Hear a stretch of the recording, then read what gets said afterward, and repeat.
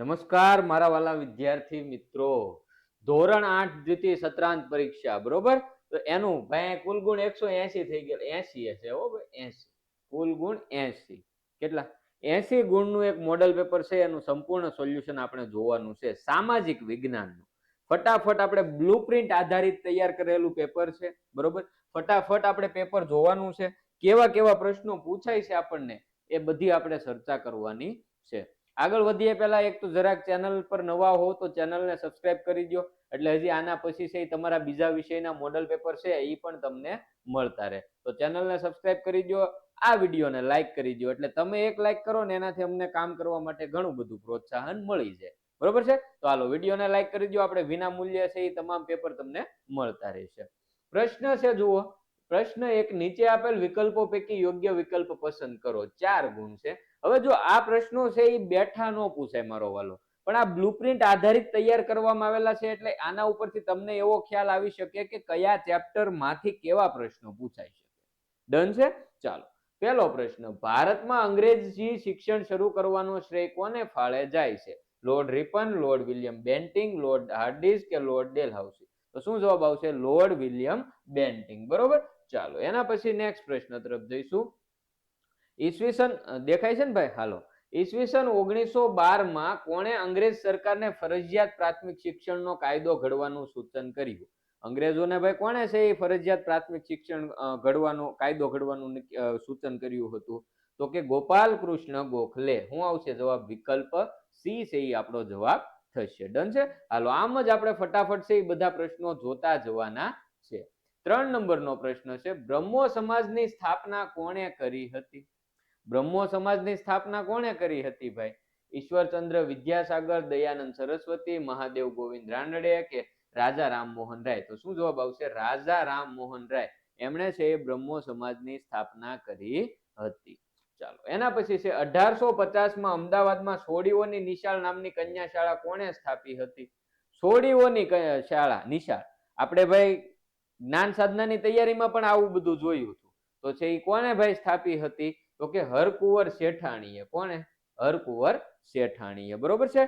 Done છે? ચાલો, એના પછી ભાઈ તમને આમાંથી પ્રશ્નો પૂછાય. આ ચેપ્ટર માંથી 2 ગુણના પ્રશ્નો પૂછાય કે નીચે આપેલ પ્રશ્નોના જવાબ 3-4 વાક્યમાં, સોરી 3 ગુણનો પ્રશ્ન પૂછાય, બરોબર? ચાલો, તો કેવા પ્રશ્નો પૂછાઈ શકે એની ઉપર આપણે વાત કરીએ. પહેલો પ્રશ્ન, અંગ્રેજોના આગમન સમયે ભારતની શિક્ષણ પદ્ધતિ સમજાવો. હવે અંગ્રેજો જ્યારે આવ્યા ત્યારે ભારતમાં કેવી શિક્ષણ પદ્ધતિ હતી એની વાત છે. તો કે અંગ્રેજોના આગમન સમયે ભારતની શિક્ષણ પદ્ધતિની મુખ્ય લાક્ષણિકતાઓ નીચે મુજબ હતી. તે સમયે ભારતમાં શિક્ષણ આપતી સંસ્થાઓ ગામડાની શાળાઓ કે પાઠશાળા તરીકે ઓળખાતી હતી.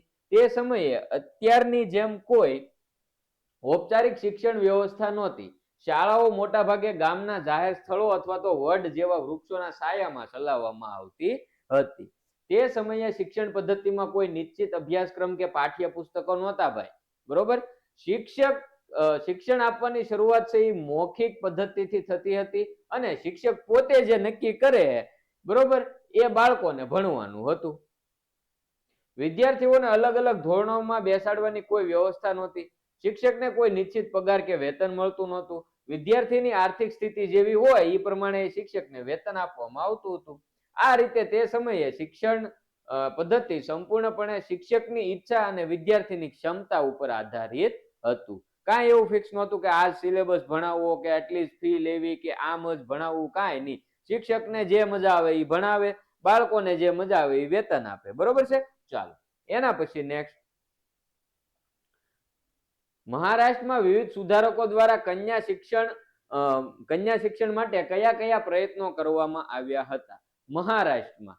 તો કે ભાઈ મહારાષ્ટ્રમાં વિવિધ સુધારકો દ્વારા કન્યા કેળવણી માટે કરવામાં આવેલા પ્રયાસો નીચે મુજબ હતા. મહારાષ્ટ્રમાં મહાદેવ ગોવિંદ રાનડે અને તેમની પત્ની રમાબાઈ રાનડેએ કન્યા શાળાઓ અને વિધવાઓ માટેની શાળાઓની સ્થાપના કરી હતી, જેથી મહિલાઓ શિક્ષણ મેળવી શકે. એ સિવાય મહારાષ્ટ્રના અગ્રણી સમાજ સુધારક જે જ્યોતિરાવ ફૂલે અને એમના પત્ની સાવિત્રીબાઈ ફૂલેએ કન્યા કેળવણી માટે વિશેષ પ્રયત્નો કર્યા હતા. તેમણે કન્યા શાળાઓની સ્થાપના કરી હતી અને કન્યાઓને શિક્ષણ મળે તે માટે ખૂબ જ સંઘર્ષ કર્યો હતો. સમાજ સુધારક મહર્ષિ કર્વેએ મહિલાઓના શિક્ષણને પ્રોત્સાહન આપવા માટે 1976 માં મહિલાઓ માટે એક અલગ યુનિવર્સિટીની સ્થાપના કરી હતી અને જે આજે છે એ SNDT યુનિવર્સિટી તરીકે પણ કાર્યરત છે. ડન છે. તો મહારાષ્ટ્રમાં વિવિધ સુધારકો દ્વારા કન્યા શિક્ષણ માટે કયા કયા પ્રયત્નો કરવામાં આવ્યા, તો એમાં આવા તમે જવાબ લખી શકો છો. એના પછી આપણે જઈએ પ્રશ્ન 3A તરફ. જો આ પ્રશ્નો છે આ પાઠમાંથી જ પૂછાય એવું હોય, બરોબર, આ જ પ્રશ્ન પૂછાય એવું ન હોય, બ્લુપ્રિન્ટ આધારિત તૈયાર કરેલું પેપર છે એટલે તમને ઉપયોગી થશે એ 100%ની વાત છે, બરોબર છે. ચાલો આગળ વધીએ. પહેલા મિત્રો જેને લાઈક કરવાનું બાકી એક જરાક લાઈક કરી દો મારા વાલા, તમારા માટે કરીએ છીએ, બરોબર. તો વિડીયોને લાઈક કરી દો. ચેનલ સબસ્ક્રાઇબ કરવાની બાકી હોય તો ચેનલ સબસ્ક્રાઇબ કરો. હજી તમને ભાઈ તમારા તમામ વિષયના મોડલ પેપર છે એ અહીંથી જ મળી રહેવાના છે અને વિના મૂલ્યે બધા વિષયના બ્લુપ્રિન્ટ આધારિત પેપર તૈયાર કરી રહ્યા છીએ અને તમને ટૂંક સમયમાં મળી જશે, બરોબર. ચાલો, ગાંધીજીએ દાંડી કૂચ માટે શા માટે કરી હતી? ગાંધીજીએ દાંડી કૂચ શા માટે કરી હતી? તો કે ગાંધીજીએ દાંડી કૂચ કરવાનું મુખ્ય કારણ હતું અંગ્રેજ સરકાર દ્વારા મીઠા પર નાખવામાં આવેલો અન્યાય કર. મહાત્મા ગાંધી અને અન્ય રાષ્ટ્રીય નેતાઓનું માનવું હતું કે મીઠું આપણા ભોજનની પાયાની જરૂરિયાત છે, તેથી તેના પર કર નાખવો એ પાપ છે, બરોબર. અતિ સંક્ષિપ્તમાં જવાબ આપવાનો, 2 ગુણમાં તમારે આનો જવાબ આપવાનો હોય છે. ચાલો એના પછી જહાલવાદ એટલે શું? જહાલવાદી નેતાઓના નામ જણાવો. જહાલવાદ એટલે શું ભાઈ? અને આ જહાલવાદી નેતા કોણ કોણ હતા એના નામ તમારે જણાવવાના છે, બરોબર. તો જો હિન્દી રાષ્ટ્રીય મહાસભા દ્વારા જ્યારે પ્રથમ 20 વર્ષ સુધી અંગ્રેજો સમક્ષ કરવામાં આવેલ તમામ માંગણીઓ છે એને અંગ્રેજોએ નામંજૂર કરી નાખી. એટલે પછી એમાં કેટલાક નેતાઓને એવું લાગ્યું કે આ અંગ્રેજો છે આપણને આમ માંગવાથી કશું આપવાના નથી, બરોબર. આપણા હકો છે એ આપણા હકો માટે આપણે ભીખ માંગવાની જરૂર નથી. તેઓ પોતાની શક્તિ પર વિશ્વાસ કરવાની હિમાયત કરતા હતા, બરોબર. તેમની આ વિચારધારાને જહાલવાદ તરીકે ઓળખવામાં આવે છે. આ નેતાઓ જહાલવાદી કહેવાયા, જેમ કે લાલા લજપતરાય, બાળ ગંગાધર તિલક અને બિપિન ચંદ્ર પાલ. એટલે લાલ, બાલ અને પાલ, બરોબર છે. ચાલો એના પછી આપણે આગળનો પ્રશ્ન જોઈશું. મહાત્મા ગાંધીએ ભારતમાં કયા કયા સફળ સત્યાગ્રહો કર્યા હતા? સફળ સત્યાગ્રહોનું પૂછ્યું છે. મહાત્મા ગાંધીએ ભારતમાં ચંપારણ સત્યાગ્રહ, ખેડા સત્યાગ્રહ, બારડોલી સત્યાગ્રહ અને દાંડીકૂચ જેવા સફળ સત્યાગ્રહો કર્યા હતા. ઓકે, ચાલો આવી રીતે તમારે આનો જવાબ લખવાનો રહેશે. એના પછી જઈએ આપણે પ્રશ્ન 3B. નીચે આપેલ વિકલ્પો પૈકી યોગ્ય વિકલ્પ પસંદ કરો, બરોબર. ચાલો, કયા સત્યાગ્રહમાં ના કરની લડત કરવામાં આવી હતી? જો આ MCQ છે, આની જગ્યાએ તમને છે એ ખાલી જગ્યા પૂછાય, ખરા ખોટા પણ પૂછાય, ઓબ્જેક્ટિવ કોઈ પણ પૂછાઈ શકે, બરોબર. 1 માર્કનો ટૂંકમાં જવાબ આપો એવું આવી જાય, મને ઓળખો એવું પણ પૂછાઈ શકે. ઓકે છે. ચાલો, તો કયા સત્યાગ્રહમાં ના કરની લડત કરવામાં આવી હતી? ખેડા સત્યાગ્રહ, બારડોલી, ચંપારણ કે અસહકાર? તો કે બારડોલી સત્યાગ્રહમાં કરવામાં આવી હતી. બંગાળના કયા ક્રાંતિકારીએ જેલમાં ખરાબ ખોરાક અને ખરાબ વર્તન સામે ઉપવાસ શરૂ કર્યા હતા? કોણે કર્યા હતા ભાઈ? જતીન દાસે.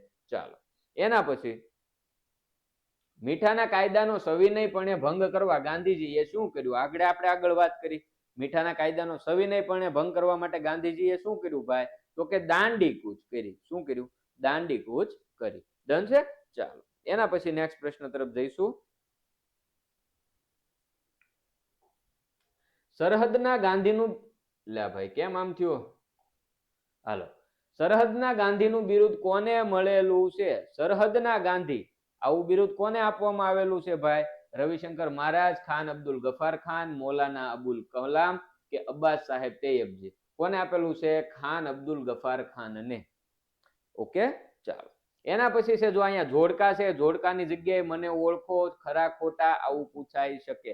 જોડકા, વિકલ્પો અને ખરા ખોટા ને એવું અહીંયા જ્યાં હોય ને ત્યાં અદલા બદલીમાં કંઈ પણ પૂછાઈ શકે. ત્યાં તમને વિકલ્પોની જગ્યાએ ખરા ખોટા પૂછાઈ જાય, ખાલી જગ્યા પૂછાઈ જાય, જોડકું પૂછાઈ જાય, મને ઓળખો એવું પૂછાઈ જાય, અથવા તો 1 માર્કમાં 1 શબ્દમાં જવાબ આપો એવા પણ પ્રશ્નો પૂછાઈ જાય. ડન છે. ચાલો, જોડકા જોડો. પ્રશ્ન 4A. ભીમબેટકાની ગુફાઓ મધ્યપ્રદેશમાં આવશે. ચાલો, બાદામીની ગુફાઓ છે એ ક્યાં આવશે? કર્ણાટકમાં આવશે. પછી 3 નંબર સીતાના વસલની ગુફાઓ જે છે એ ક્યાં આવી? તમિલનાડુમાં અને નરસિંહગઢની ગુફાઓ આપણે ગુજરાતમાં આવેલી. એટલે પહેલામાં સી, બીજામાં એ, ત્રીજામાં ડી ને ચોથામાં ઈ. આવી રીતે જોડકું જોડવાનું હતું. એના પછીના પ્રશ્નો તરફ જઈએ. નીચે આપેલ વિકલ્પો પૈકી યોગ્ય વિકલ્પ પસંદ કરો. જૈન શૈલીના ચિત્રો જોવા માટે તમે નીચેનામાંથી કયો ગ્રંથ જોશો? તમારે જૈન શૈલીના ચિત્રો જોવા, તો જૈન શૈલીના ચિત્રો કયા ગ્રંથમાં આપેલા છે? કથા સરિત સાગરમાં આપેલા છે. બ્રિટિશ સરકારે રાજા રવિ વર્માને કયો ખિતાબ આપ્યો હતો? તો કે બ્રિટિશ સરકારે રાજા રવિ વર્માને કેસરે હિન્દનો ખિતાબ આપ્યો હતો. ચાલો, એના પછી છે 3 નંબર. કયા કલાકારના ચિત્રો શાંતિ નિકેતનમાં, રવિન્દ્ર ભવનમાં અને દિલ્હીના નેશનલ ગેલેરી ઓફ મોડર્ન આર્ટમાં પણ સંગ્રહિત છે?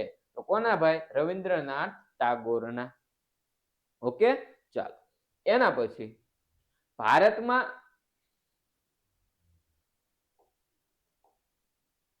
ભારતમાં ચિત્રકૃતિના કલાકાર કોણ છે? ભારત માતા, સોરી, ભારત માતા જે ચિત્રકૃતિ છે એના કલાકાર કોણ છે? એ કોણે દોરેલું છે? અવનીન્દ્રનાથ ટાગોર. વિકલ્પ એ છે એ આપણો જવાબ થશે. ઓકે, ચાલો. એના પછી નીચે આપેલા પ્રશ્નોના સંક્ષિપ્તમાં જવાબ આપો. ટૂંકમાં જવાબ આપવાના 2 માર્કનો એક પ્રશ્ન હોય, બરોબર? ચાલો, પહેલો પ્રશ્ન. ગુજરાત અને મહારાષ્ટ્રમાં શા માટે આંદોલન થયું? તેનું શું પરિણામ આવ્યું? તો કે ભાઈ, મુંબઈ રાજ્યમાં મરાઠી અને ગુજરાતી એમ દ્વિભાષી લોકોના સમાવેશ થતો હતો.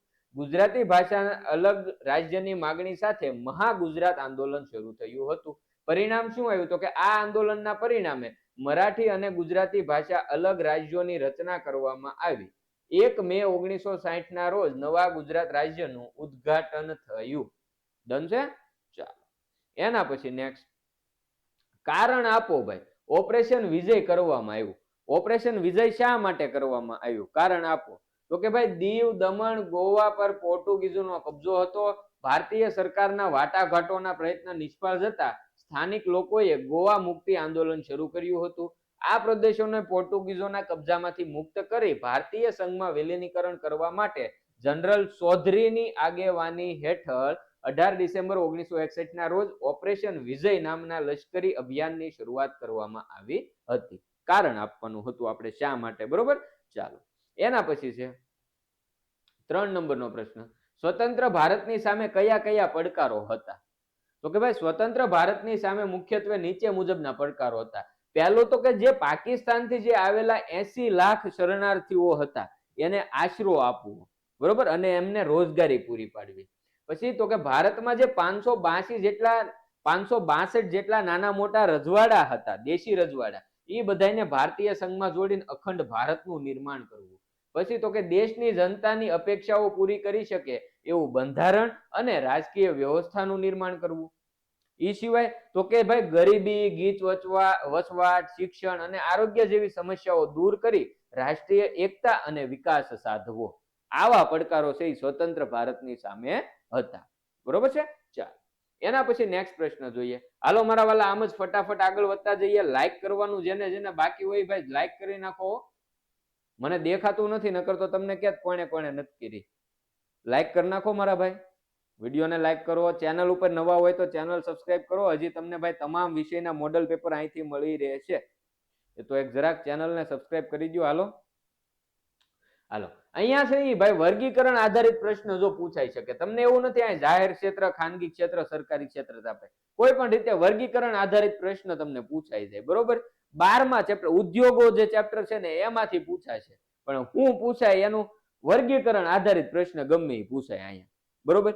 તો હિન્દુસ્તાન એરોનોટિક્સ લિમિટેડ, આ બધા ઉદ્યોગોના નામ લખ્યા, એને તમારે જાહેર, ખાનગી અને સહકારી ક્ષેત્રમાં વર્ગીકરણ કરવાનું છે. તમને આની જગ્યાએ અલગ કંઈક પૂછી લે, પણ વર્ગીકરણ પૂછશે, બરોબર? તો જો Hindustan Aeronautics Limited, TISCO, Amul, Steel Authority of India, Reliance અને મધર ડેરી છે. તો જાહેર ક્ષેત્ર કોણ કોણ આવશે? તો કે હિન્દુસ્તાન એરોનોટિક્સ લિમિટેડ અને સ્ટીલ ઓથોરિટી ઓફ ઇન્ડિયા. અને ખાનગી ક્ષેત્રમાં તો કે ટિસ્કો અને રિલાયન્સ આવશે. સહકારી ક્ષેત્રમાં તો કે અમૂલ અને મધર ડેરી આવશે. આ રીતે તમારે એનું વર્ગીકરણ કરવાનું હશે, બરોબર છે? ચાલો, એના પછી તો એનો મતલબ એવો થાય કે આ ઉદ્યોગો જે છે ને એ એકવાર વાંચી લેજો. 6 માર્ક છે, બરોબર? ચાલો, એના પછી પ્રશ્ન 7a, નીચે આપેલા પ્રશ્નોના સંક્ષિપ્તમાં જવાબ આપો. 2 ગુણમાં જવાબ આપવાનો છે, બરોબર? પહેલો પ્રશ્ન, સ્ત્રી પુરુષ પ્રમાણ એટલે શું? સૂત્ર દ્વારા સ્પષ્ટ કરો. તો કે ભાઈ સ્ત્રી પુરુષ પ્રમાણ એટલે કે દર 1000 પુરુષોએ સ્ત્રીઓની સંખ્યા. આ પ્રમાણ દ્વારા સમાજમાં સ્ત્રી અને પુરુષનું સંતુલન જાણી શકાય છે. સ્ત્રી પુરુષનું પ્રમાણ જાણવા માટેનું તમારા સૂત્ર શું છે? તો કે મહિલાઓની વસ્તી છેદમાં પુરુષોની વસ્તી ગુણ્યા 1000. આ એનું સૂત્ર છે. ડન છે?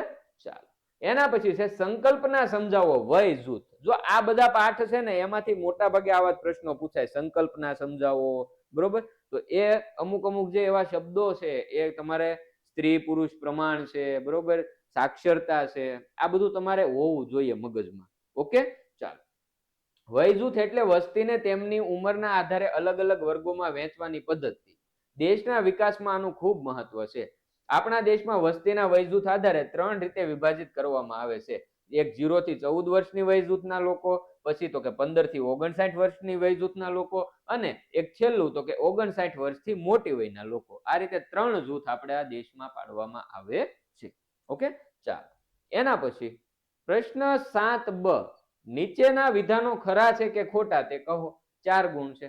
જો અહીંયા ખરા ખોટા છે, અહીંયા તમને વિકલ્પો આપી દે, એની જગ્યાએ ઉપર આપણે વિકલ્પો જોયા, ત્યાં કદાચ ખરા ખોટા આપી દે, અથવા તો અહીંયા તમને ખાલી જગ્યા પૂછી લે.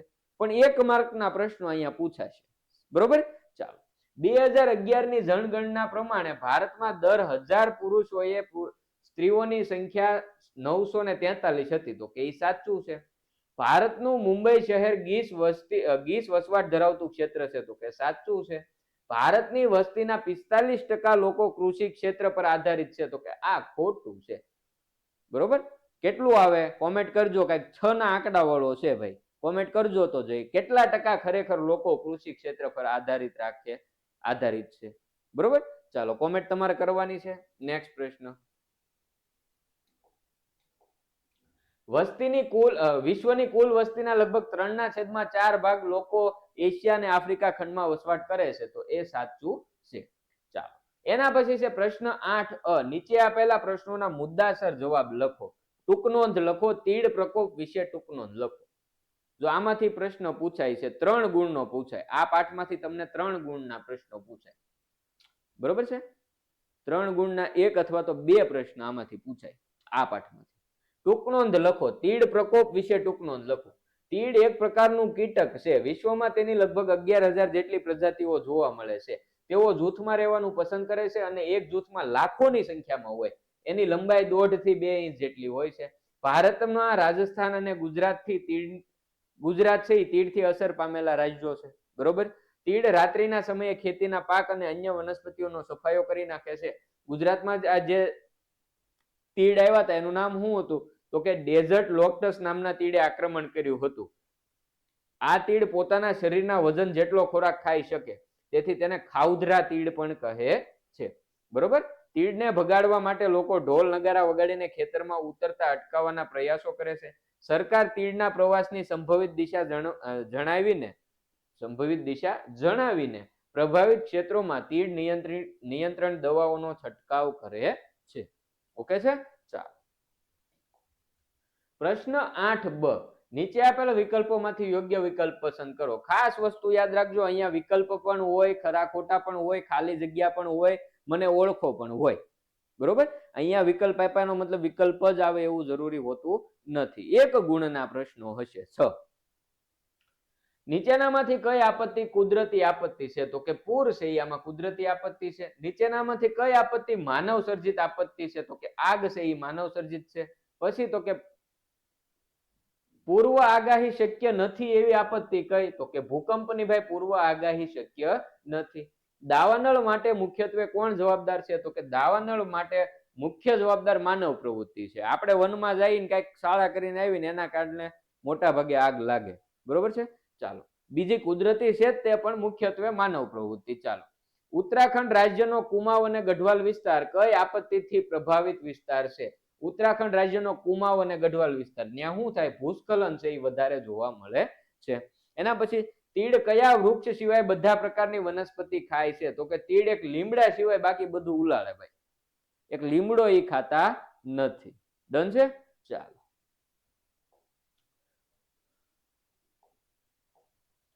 નીચે આપેલા પ્રશ્નોના મુદ્દાસર જવાબ લખો. જો આમાંથી પણ 3-3 માર્કના પ્રશ્નો પૂછાય છે આ પાઠમાંથી, બરોબર, ન્યાયતંત્ર વાળા પાઠમાંથી. ખાસ એ વસ્તુ ધ્યાન રાખજો. ચાલો, ટૂંક નોંધ લખો ન્યાયતંત્રનું માળખું. તો ન્યાયતંત્રનું માળખું છે તો કે ભાઈ ભારતીય ન્યાયતંત્ર એક સૂત્રીય અને સળંગ છે, જેમાં વિવિધ સ્તરની અદાલતોનો સમાવેશ થાય. સર્વોચ્ચ અદાલત, તો કે આ ન્યાયતંત્રની ટોચ પર આવેલી સર્વોચ્ચ અદાલત છે જે દિલ્હીમાં આવેલી છે. વડી અદાલત, તો કે રાજ્ય કક્ષાએ વડી અદાલત હોય છે. જિલ્લા અદાલત, તો કે દરેક જિલ્લામાં જિલ્લાએ અને સેશન્સ અદાલત હોય છે. એનાથી નીચે તો કે તાલુકા અદાલત આવે. આ સૌથી નીચેના સ્તરની અદાલત છે. આ માળખામાં સર્વોચ્ચ અદાલત સૌથી ઉપર છે, ત્યારબાદ વડી અદાલત, જિલ્લા અદાલત અને સૌથી નીચે તાલુકા અદાલતો આવે છે. ડન છે? ચાલો, એના પછી મહાભિયોગની કાર્યવાહી સમજાવો. મહાભિયોગની કાર્યવાહી શું હોય ભાઈ? તો કે સર્વોચ્ચ અદાલતના ન્યાયાધીશોને હોદ્દા પરથી દૂર કરવા માટેની ખાસ પ્રક્રિયા જે છે એને કહેવાય છે મહાભિયોગ. કઈ રીતે હોય? કારણ શું? તો કે સાબિત થયેલ ગેરવર્તણૂક અથવા બિનકાર્યક્ષમતાને આધારે જ તેમને દૂર કરી શકાય છે. હવે પ્રક્રિયા શું હોય? તો કે આ માટે સંસદના બંને ગૃહોમાં 2/3 બહુમતીથી દરખાસ્ત પસાર કરવી પડે. અંતિમ પગલું, તો કે આ દરખાસ્ત પસાર થઈ જાય એ પછી રાષ્ટ્રપતિ તેમને હોદ્દા પરથી દૂર કરે. આ પ્રક્રિયા ખરેખર ખૂબ જ કઠિન છે, જે ન્યાયતંત્રની સ્વતંત્રતાનું રક્ષણ કરે છે. ઓકે, ચાલો, એના પછી પ્રશ્ન 7-9 બ. નીચે આપેલા વિકલ્પો પૈકી યોગ્ય વિકલ્પ પસંદ કરો. ભારતની સર્વોચ્ચ અદાલત ક્યાં શહેરમાં આવેલી છે? તો કે દિલ્હીમાં આવેલી છે. સર્વોચ્ચ અદાલતના ન્યાયાધીશોને હોદ્દા પરથી દૂર કરવાની પ્રક્રિયાને શું કહેવામાં આવે છે? તો કે એને કહેવાય મહાભિયોગ. શું કહેવાય? મહાભિયોગ. ચાલો, એના પછી નેક્સ્ટ, સર્વોચ્ચ અદાલત ન્યાયમૂર્તિઓની નિમણૂક કોણ કરે છે? સર્વોચ્ચ અદાલતના જે ન્યાયમૂર્તિ હોય એની નિમણૂક કોણ કરે? રાષ્ટ્રપ્રમુખ કરે. કોણ કરે? રાષ્ટ્રપ્રમુખ કરશે. એના પછી છે ન્યાયતંત્રને વધારે લોકાભિમુખ બનાવવામાં કોનો ફાળો મોટો હોય છે? તો કે જાહેર હિતની અરજીનો. ચાલો, એના પછી ભાઈ નીચેના પ્રશ્નોના સંક્ષિપ્તમાં જવાબ આપો. 2 ગુણના પ્રશ્નો છે. સમાજનો વિકાસ શાથી રૂંધાય છે? તો કે સમાજમાં પ્રવર્તી જૂની માન્યતાઓ અને રૂઢિચુસ્ત વિચારોને કારણે વ્યક્તિ નવી બાબતો કે પરિવર્તનો સ્વીકારવામાં આનાકાની કરે છે, જેના કારણે સમાજનો વિકાસ રૂંધાય છે. આધુનિક સમાજમાં કઈ કઈ બાબતોમાં પરિવર્તનો આવ્યા છે? તો કે ભારતીય સમાજ જ્યારે પરંપરાગત સમાજમાંથી આધુનિક સમાજ તરફ ઝડપથી ગતિ કરી રહ્યો છે, ત્યારે તેમાં સામાજિક, આર્થિક, રાજકીય અને સાંસ્કૃતિક બાબતોમાં ઘણા પરિવર્તનો આવ્યા છે. ઓકે, ચાલો, એના પછી નીચેના પ્રશ્નોના સંક્ષિપ્તમાં જવાબ આપો. 2 ગુણના પ્રશ્નો હોય, બરોબર. આ પાઠમાંથી તમને 3 પ્રશ્નો 2 ગુણના પૂછાય. સ્પેશિયલ ઇન્ડસ્ટ્રીયલ ઝોનમાં ઉદ્યોગ શરૂ કરવાથી કયા કયા લાભો થાય છે? તો કે જ્યારે તમે સ્પેશિયલ ઇન્ડસ્ટ્રીયલ ઝોનમાં ઉદ્યોગ શરૂ કરો, બરોબર, તો નીચે મુજબના લાભો થાય. એક તો તમને કાચો માલ છે એ ઝડપથી મળી રહે. એ આમાં ઉલ્લેખ નથી પણ આવી જશે, બરોબર. કાચો માલ છે એ પણ તમને અનુકૂળતા રહે. પછી તો કે સ્થાનિક પરિસ્થિતિના આધારે ઉદ્યોગનો વિકાસ થાય, સ્થાનિક લોકોને પણ રોજગારી મળે, આ ઉદ્યોગોને આર્થિક ઉત્થાનમાં કારણભૂત બને, ઉદ્યોગો શરૂ કરનારને સરકાર દ્વારા સુવિધાઓ વ્યાજબી ભાવે આપવામાં આવે છે. સ્પેશિયલ ઇન્ડસ્ટ્રીયલ ઝોનમાં જો તમે ઉદ્યોગ શરૂ કરો તો. ચાલો,